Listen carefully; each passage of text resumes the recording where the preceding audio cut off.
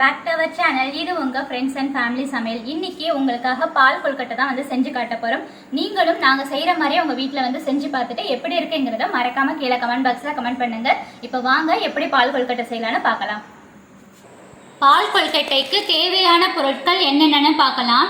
250 gram பச்சரிசி மாவு எடுத்துக்கோங்க, 150 வெல்லம், ஒரு கைப்பிடி அளவு துருவன தேங்காய், 100 மில்லி பால், 3 ஏலக்காய்.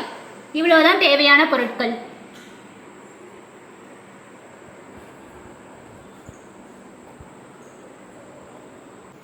இப்போ பால் கொழுக்கட்டை எப்படி செய்யலான்னு பார்க்கலாம். ஒரு எண்ணெய் சட்டி எடுத்து வச்சுக்கோங்க. எண்ணெய் சட்டி சூடானதும் இந்த 250 கிராம் பச்சரிசி மாவை இதில் போட்டுக்கோங்க.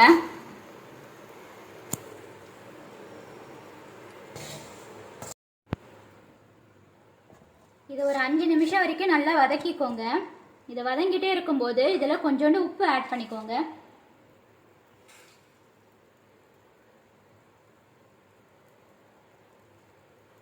போட்டு நல்லா மிக்ஸ் பண்ணிக்கோங்க. இந்த ஒரு கிளாஸ் அளவு தண்ணி எடுத்துக்கோங்க. இந்த தண்ணியை நல்லா சூடு பண்ணி எடுத்துக்கோங்க. இதை இப்போ இந்த மாவில் கொஞ்சம் கொஞ்சமாக மிக்ஸ் பண்ண போகிறோம்.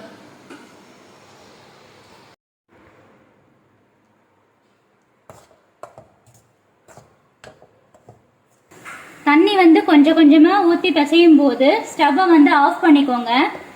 அப்படி பிசைஞ்சிங்கன்னா இந்த மாதிரி சப்பாத்தி பதத்துக்கு வந்துடும். அது வந்ததுக்கப்புறம் இந்த மாதிரி சின்ன சின்னதாக உருட்டி எடுத்துக்கோங்க. இந்த மாதிரி சின்ன சின்னதாக உருட்டி எடுத்துக்கோங்க. ஸ்டவ்வை ஆன் பண்ணிக்கோங்க. அதில் ஒரு பாத்திரத்தை எடுத்து வச்சுக்கோங்க. அந்த பாத்திரம் சூடானதும் இதில் 1.5 சொம்பு வந்து தண்ணி இதில் வந்து ஊற்றிருக்கேன். அந்த தண்ணி வந்து நல்லா கொதிக்கணும். தண்ணி நல்லா கொதிக்குது. இந்த ஸ்டேஜில் பால் கொழுக்கட்டைக்கு செஞ்சு வச்சிருக்கிறத இதில் போட வேண்டியதான். எல்லாம் போட்டதுக்கப்புறம் ஸ்டவ்வை சிம்மில் வச்சு ஒரு 10 நிமிஷம் வரைக்கும் நல்லா வேக விடுங்க. பால் கொழுக்கட்டை நல்லா வெந்துடுச்சு. இந்த டைமில் வெல்லத்தை எடுத்து இதில் போட்டுக்க வேண்டியதான். உங்களுக்கு எவ்வளோ இனிப்பு தேவையோ அந்த அளவுக்கு நீங்கள் வெல்லம் போட்டுக்கோங்க. வெல்லம் கரைஞ்சிடுச்சு. இந்த ஸ்டேஜில் இடித்து வச்சுருக்க ஏலக்காய் வந்து போட வேண்டியதான். ஏலக்காய் போட்டதும் பால் வந்து ஊற்றிக்கோங்க. நல்லா மிக்ஸ் பண்ணிக்கோங்க. துருவன தேங்காவை போட்டுக்கோங்க. இது ஒரு 5 நிமிஷம் வரைக்கும் நல்லா சிம்மிலே வச்சு கொதிக்க விடுங்க. 10 நிமிஷம் ஆயிடுச்சு. பால் கொழுக்கட்டையும் நல்லா ரெடி ஆயிடுச்சு. இந்த ஸ்டேஜில் ஸ்டவ்வை வந்து ஆஃப் பண்ணிக்கோங்க. டேஸ்டான பால் கொழுக்கட்டை ரெடி ஆயிடுச்சு. இதை நீங்களும் உங்கள் வீட்டில் வந்து செஞ்சு பாருங்கள். உங்களுக்கு இந்த வீடியோ பிடிச்சிருந்துச்சுன்னா லைக் பண்ணுங்கள், ஷேர் பண்ணுங்கள், கமெண்ட் பண்ணுங்கள். மறக்காமல் எங்கள் சேனலை சப்ஸ்கிரைப் பண்ணிக்கோங்க. கூடவே அந்த பெல் பட்டனையும் ப்ரெஸ் பண்ணி வச்சுக்கோங்க.